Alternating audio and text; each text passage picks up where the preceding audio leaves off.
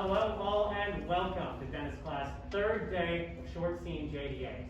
Today we have for you two wonderful contemporary scenes, and I have the pleasure of kicking this off with David Lindsay Abair's Rabbit Hole. The play follows Becca and Howie as they continue to live on after the loss of their son Danny while he's hit by a car playing in the street. In this particular scene we will see Howie, played by Alexander Sharkey, and Izzy, played by Tazza. We will also see a few items of food and beverage, a beer, and a tort. For the purposes of staging with COVID, these items will be pantomime. Anything else in the scene behind you? We're looking good. This takes place in Howie and Becca's home when they're during their open house. And I would like to thank Alex and Emily for their wonderful presence in all of these rehearsals and what they brought to the process. I would like to thank Nolan Davidson for his voiceover work in this performance, and I would also like to thank RJ for teching the scene, and Dennis for all his guidance before and hopefully still after the scene. And without further ado, please enjoy Rabbit Hole.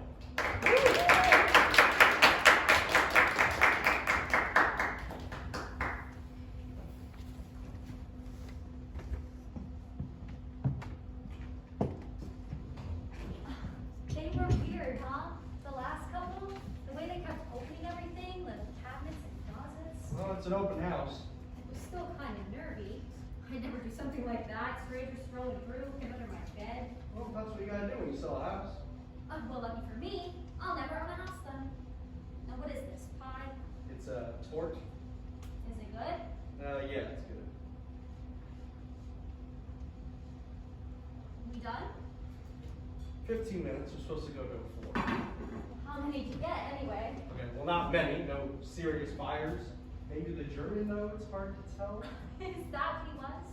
German? I couldn't place the accent. I thought maybe Irish. Irish. I couldn't tell. Yeah, we probably need a broker. I think a lot of people are afraid of FSBOs. Afraid of who? FSBO, for sale by owner, no middleman. I was trying to avoid the commission, but we probably need one. This is a wash, I think. I thought we had a bite of that family, the little girl. Nothing though. Maybe I priced it too high, or you're just browsing maybe? You freaked them out, Howie. No, I didn't. What are you talking about? You should have cleaned out Danny's room. Made it look like a guest room or something. An office or whatever. Why? Because everyone that comes in there is like, oh my gosh, you have a son. How old is he? Did you think people wouldn't ask that? I didn't think about it. I just thought it'd be good for them to see there's a nice room for a kid. Okay, well, common sense, Howie. You've got these robot sheets in the bed. The conversation's gonna come up. They ask, you tell them, and then there's this weirdness in the air. Only 2 people asked, that's all. Well, you ooh them out. If you had a kid, would you want to move into a house where a boy just died? People believe in that stuff, you know, house karma or whatever. They're stupid then. Yeah, they are. If you want to sell your house, you've got to take that into consideration. Huh. I can't believe I'm giving you business advice. Is that what this is? I'm just saying, you gotta know what is and isn't appropriate to say to people. And it isn't appropriate to talk about my son. You're not pulling me into that conversation. You want to tell total strangers all about Danny and how he died, it's none of my business. God knows it's something you enjoy doing, so go ahead. But don't be surprised if no one wants to buy your house. Good God, Becca has got to stop baby. I am ginormous. Is someone coming? No, he's just mad he's still tied up. Hey, let me ask you something. All right. Why is Becca so mad at me? Is it because I'm pregnant, or? Becca's not.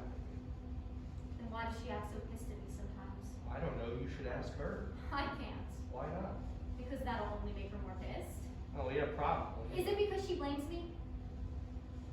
Maybe a little bit.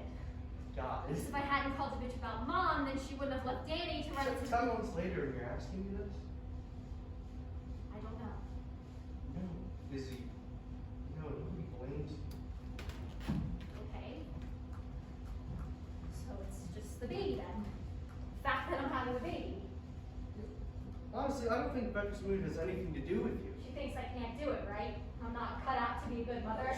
She doesn't think that. You should really be having this conversation with her. I know that I've been a fuck up, but people get their shit together. Yeah, of course they do. And maybe I'm not as organized as Becca or Homie or whatever, Nobody's but... comparing you.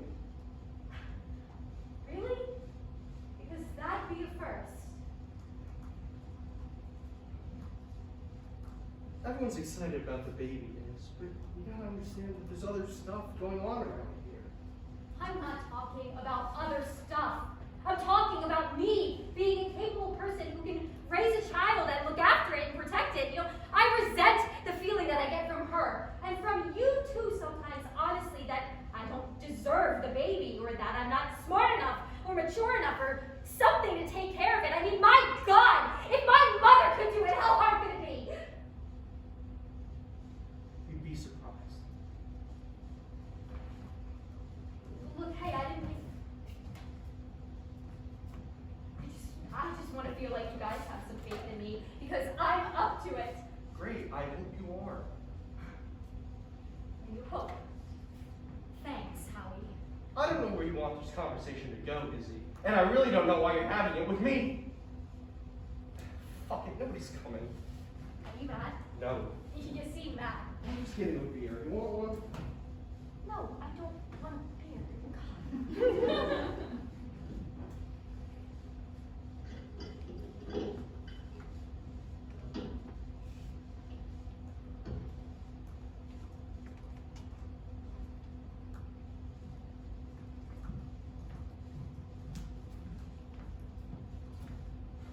Can I ask you something else? What, do you have a list? Things to ask Howie when he's cornered. No, not a list. What is it? You're not gonna like it. Well, then even better. You know my friend Rima? That's the question. No, it's the prologue.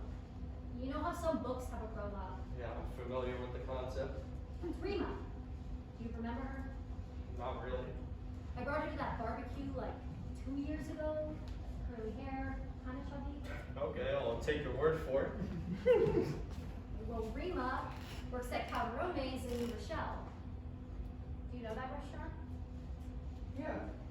Well, Rima, even though you don't remember her, remembers you pretty well from the barbecue. And she said she waited on you a few weeks ago. Did I sniff on the tip? Because had I remembered her, She I said you obviously... were with a woman. I was with another parent from the support group. 2 weeks ago, right? We grabbed a bite to eat after the meeting. I mean, if Rima had identified herself, I would have introduced them. Her husband doesn't attend the meetings. Is this still part of the prologue? Why were you holding hands? Rima said you were holding hands. And Rima's what exactly? Your spy? No, she's a waitress. She was just at work. You were the one sneaking around. Okay, now I am. Yeah, I told you you weren't gonna like it. That woman's a friend of mine whose daughter died of leukemia 6 months ago. Jesus, is I was just asking a question. You don't need to get defensive. Just because I was holding another person's I hand? know you and Becca are having problems. What are you talking about? But I'd like to think that if things got to the point where they were unsavable, you'd be man enough Who to said we were having me. trouble? Instead of making things worse by fucking around behind Becca's back. You are way off base, Izzy. Look, I know that there's other stuff going on around here, but that doesn't excuse it. This is so beyond ridiculous. I don't even know how to respond to you. I don't need you to respond. I just wanted to ask the question and say what I wanted to say. You can do whatever you want about it. About what? I'm not having an affair. Okay. I was just comforting a friend. Great. I'm glad to hear that. And I don't know where this Rima person gets off making these offensive She'll be assumptions. happy to hear it was a misunderstanding. I mean, God, Izzy, and right after your spiel about us not having any faith in you, what do you think of me? I'm sorry. She's my sister. I had to ask. Well, you've asked. Indeed, I have. Jesus. And I'll tell you one thing. If I ever see this Rima again, I'm going to tell her what I think of her talking shit about me. You should. She'll like that. And for the record, I hope I did sniff her on the tip.